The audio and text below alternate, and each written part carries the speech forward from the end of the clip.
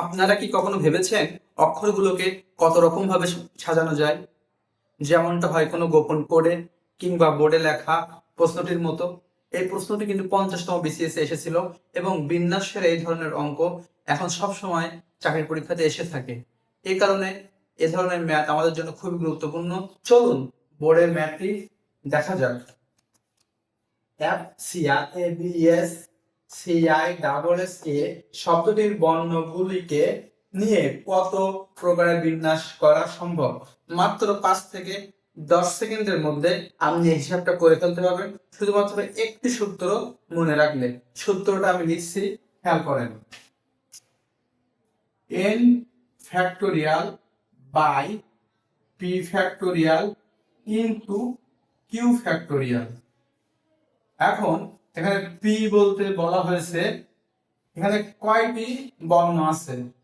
1 2 3 4 5 6 7 8। এখানে 8টি বর্ণ আছে। এই 8টি বর্ণ হচ্ছে কি এন। এখন পি হচ্ছে কোনটা? খেয়াল করতে হবে, এর ভিতরে সিমিলার বর্ণ মানে একই অক্ষর কতবার আছে? এ আছে 2 বার। তার মানে কি পি হচ্ছে 2 ফ্যাক্টোরিয়াল। কি হচ্ছে কোনটা দেখেন, বি আর নাই, এস আছে দেখেন 3টা। তাহলে কি হচ্ছে কোনটা? কি হচ্ছে 3টা। সি নাই, আই নাই, আর কোনটাই নাই।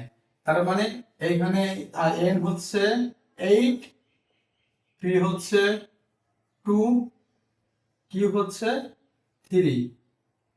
একটি কথা না বললেই নয়, সেটি হচ্ছে এই ম্যাথের ক্ষেত্রে পি কিউ হয়েছে কারণ এখানে 2টা বর্ণ এ এবং এস বারবার আছে।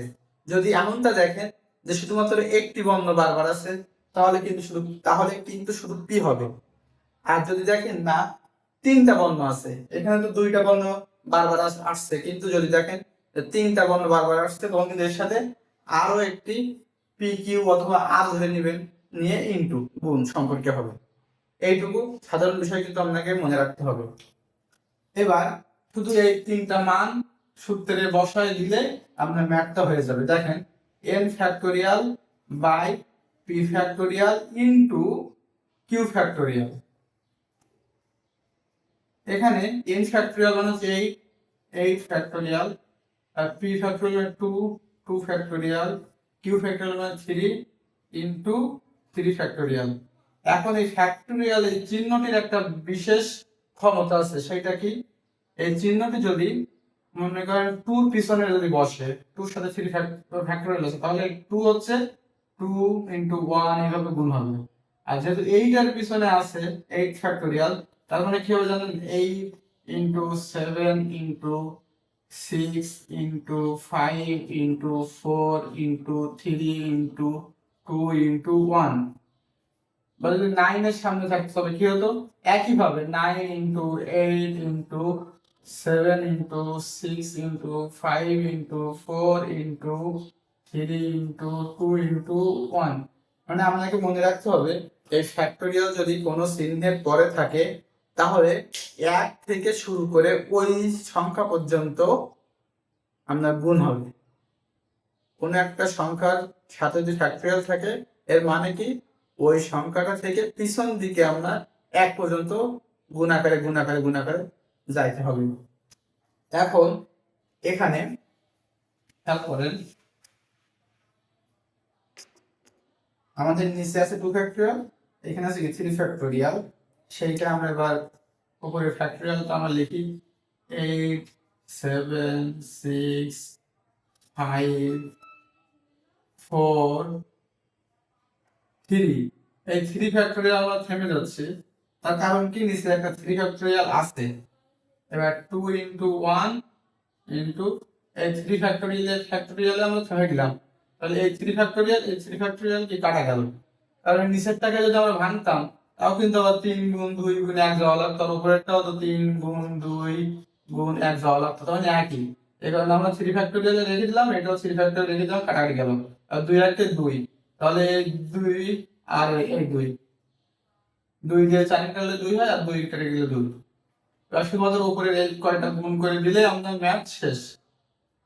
দেখেন 7 8টা 56, 5 6 30 আর 2 গুণ করতে হবে। এখন 2 গুণ করলে এখানে 60, মানে 56কে আমরা যদি 60 দিয়ে গুণ করি তাহলে আমাদের ম্যাথটা কিন্তু হয়ে যাচ্ছে। 56কে 60 দিয়ে গুণ, 0 0 32 6 হাতে 3 33। তাহলে উত্তর আসছে কত? 3360। তাহলে এখানে এখানে आंसर কি? आंसर হচ্ছে 3360। আশা করি বিন্যাসের অঙ্কটি বুঝতে পেরেছেন। এই প্রশ্নটি কিন্তু 50তম বিসিএস এসেছিল। এখন এই এই বিন্যাসের অঙ্কটি এই সূত্র দিয়ে সরাসরি আপনারা করতে পারবেন। মানে এই রকম প্রশ্ন আসলে আপনারা এই সূত্র দিয়ে করতে পারবেন। কিন্তু বিন্যাসের অঙ্কের ভিতরে অনেক বেশি ট্রিকি থাকে। এজন্য আমি চাচ্ছি বিন্যাস সম্পর্কে একটি পরিপূর্ণ ক্লাস নিতে আপনাদের। এখন আপনারা যারা বিন্যাস নিয়ে একটি পরিপূর্ণ ক্লাস করতে আগ্রহী তারা অবশ্যই কমেন্টে জানাবেন, এবং আপনাদের আগ্রহের উপর নির্ভর করছে আমার বিন্যাসের উপর সম্পূর্ণ ক্লাসটি নেওয়া বা না নেওয়া। আজকের ক্লাসটি এই পর্যন্ত। আল্লাহ হাফেজ।